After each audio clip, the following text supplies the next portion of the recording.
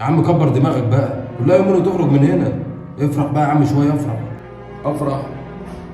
الفرحه دي كلمه ما بقتش موجوده في حياتي.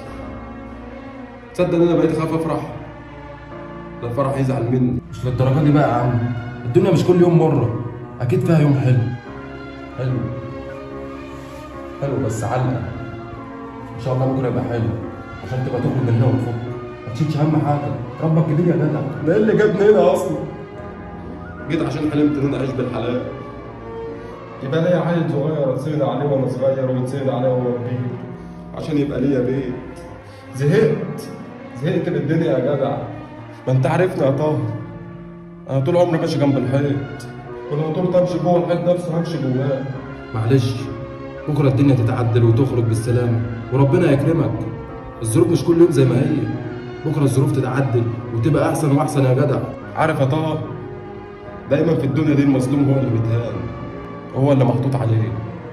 انا بقيت بسأل نفسي كل يوم انا عملت ايه بس يا رب عشان يحصل له كل ده؟ انا عملت ايه بس يا رب عشان يحصل له كل اللي انا فيه ده؟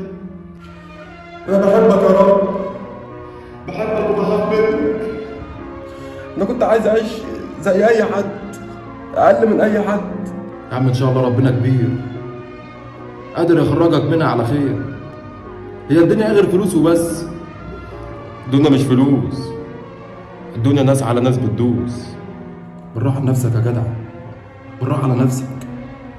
الدنيا مناوله مش مقاوله، ما تجيش على نفسك اكتر من كده. ان شاء الله ربنا كريم وتخرج منها على خير. احنا الحمد لله متبهدلين في الدنيا، بس هنعمل ايه؟ لازم نصبر.